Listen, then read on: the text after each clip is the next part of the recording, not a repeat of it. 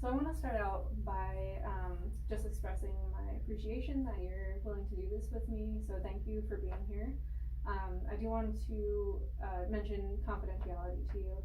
So anything that you say in this room will stay in this room. However, we are videotaping this session, so I just want to make sure that that's okay with you. Yeah, that's okay. Okay, and what we're videotaping today is something that I'm going to bring back to my master's program, and I'm going to share that with my fellow students, and they're going to be critiquing my assessment and counseling ability, so I just want to make sure that that's okay.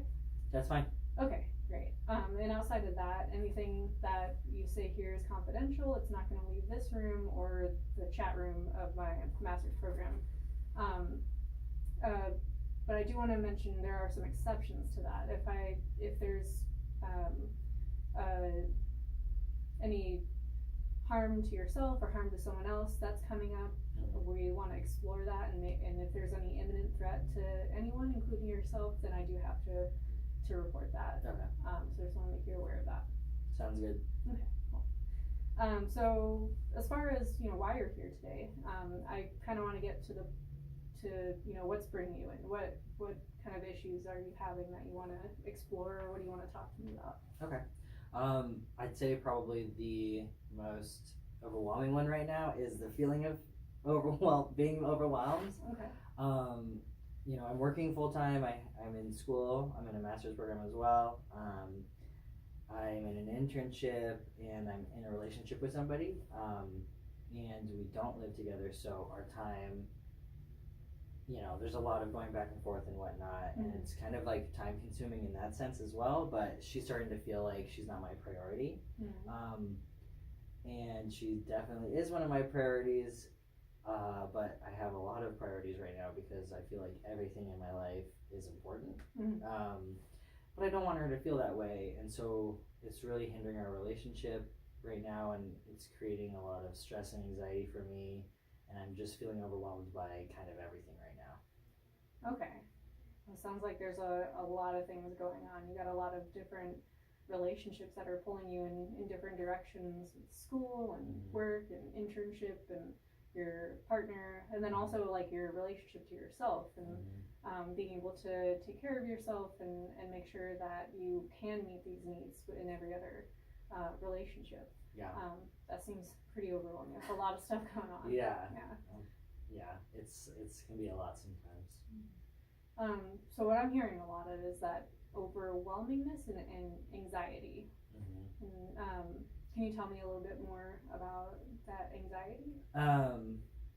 I think a big thing is I feel like I'm not doing well in my relationship, and so I'm kind of like letting that trickle over into me feeling like maybe I'm not smart, maybe I'm not good in school, or I'm like struggling in school, even though I'm not struggling in school, but I like feel like I'm like not good at it, and I feel like in my internship maybe I'm not good at it, or my job, I'm feeling like a little bit like I'm just not good at stuff, and I think that's based solely on the fact that me and my partner are not in a good space right now.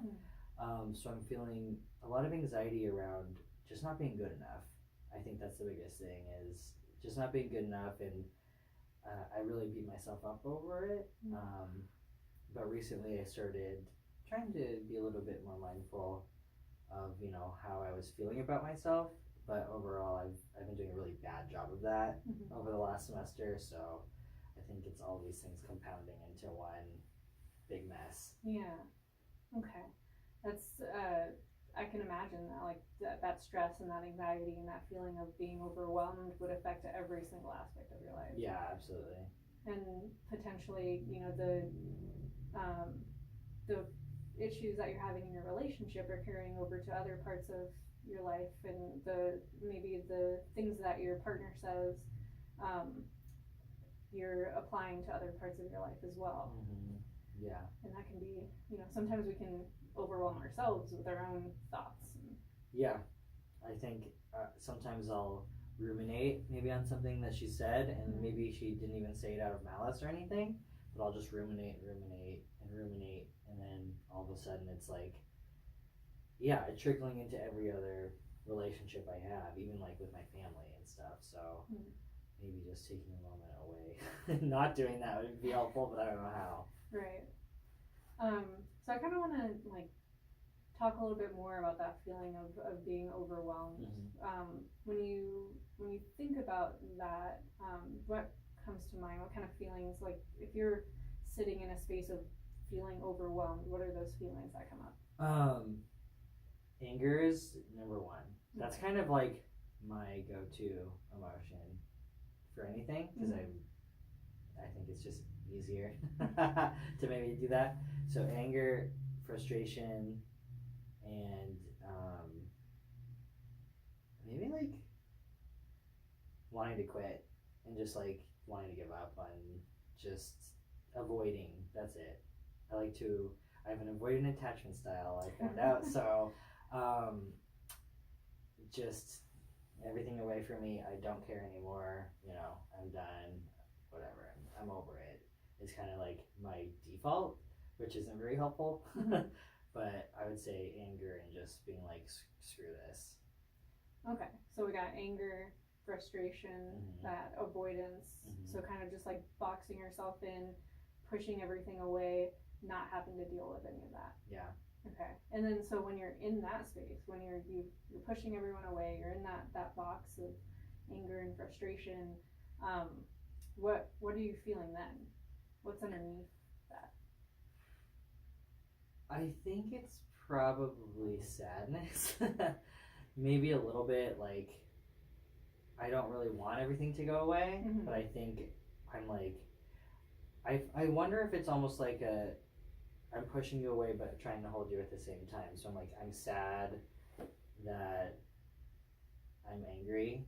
I don't know, like it gets really complicated in there, I think. But I would say I don't want that, so I think I feel sadness and like loneliness. Sadness and loneliness. Because it feels like that. It sounds to me from what you're saying, is that overwhelmingness kind of insulates you from the world, which creates a sense of loneliness, which then, adding on top of that, then it kind of just keeps going. Yeah, 100%. You're right.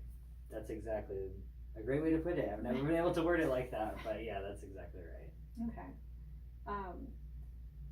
So what do you think this loneliness is coming from as far as, what is it that you're wanting from someone that would, or from anything, from the world, that would make you not feel lonely? Or what is it that, is that loneliness like a searching loneliness? I don't know. I think it's that loneliness is just like fear-based, I think my whole life I've just kind of like assumed I was gonna be alone, and so like I think that's like the root of all of this stuff is kind of like I guess a fear of pushing everything away. I don't know. That's a good question. I honestly need to like navigate that a little bit more. Well, I think that's a pretty good insight, is getting to that. Sounds like we're getting each a little layer deeper. Yeah. And it seems like we're getting more to like a core point, which is that fear.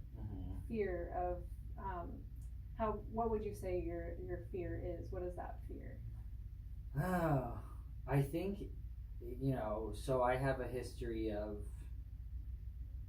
like I was adopted, and I was in DCS for a little bit, and it's like, or I was in DCS and then adopted, but I think it's an overarching feeling of like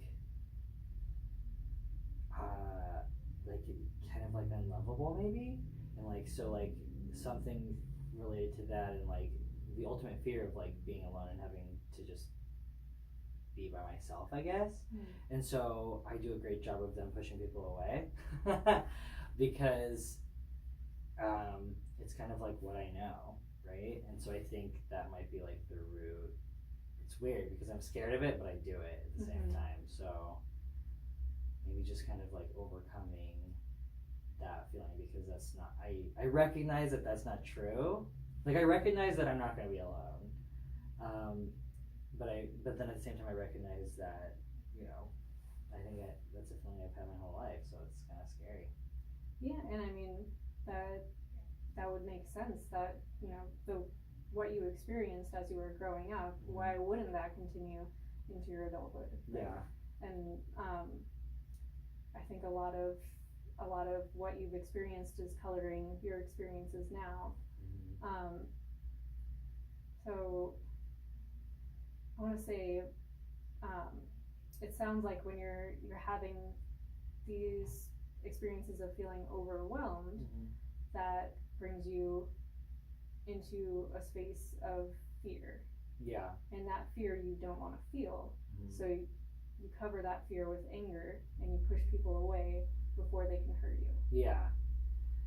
And yep, that's exactly right. And then I get irritated because I'm like, I'm putting myself in this feeling of overwhelmment. I don't know if that's a word, but like feeling overwhelmed. Because I'm like, well, I'm the one who chose to go to school. I'm the one who chose to work while I was in school. So then I get into like this weird shaming, like, I'm just doing it to myself thing, which I recognize is not true. But you're right. I think it all goes back to like the feeling of like just being kind of like a scared kid. It's hard. Yeah.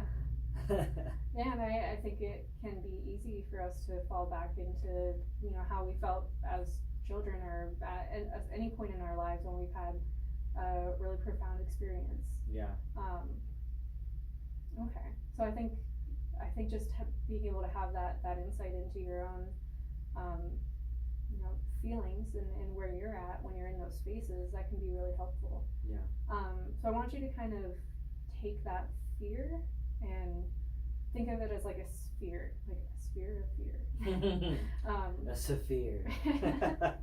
So you're able to, you know, take that out of you and hold it in front of you. So when you're looking at that feeling, what is the reaction that you have to it now as you're sitting here, hopefully more calm and not in the fear? You're able to look at it. What's coming up? Like, I think I feel compassion, maybe, like a little bit more compassion for myself, and like I kind of feel bad for it in a weird way, I guess.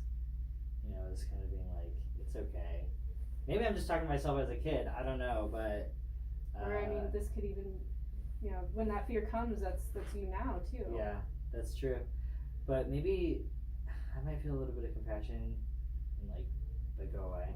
You know, I don't need you anymore. So. Okay. So Yeah. some compassion, but also, you know, you're no longer serving me. Yes, exactly. Okay. Okay. And then what do you do with that spirit once you say that, you know this that really sucks for you, and I feel compassion for you, but you're not serving me anymore? Throw it in the trash. Or I don't know. I think kind of just recognizing that spirit exists at all is good. Mm-hmm.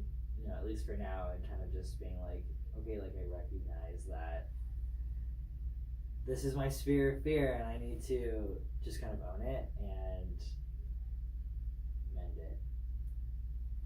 I don't know what else. Yeah, no, I think that's great. Mm-hmm. Yeah. So what are your biggest values in life?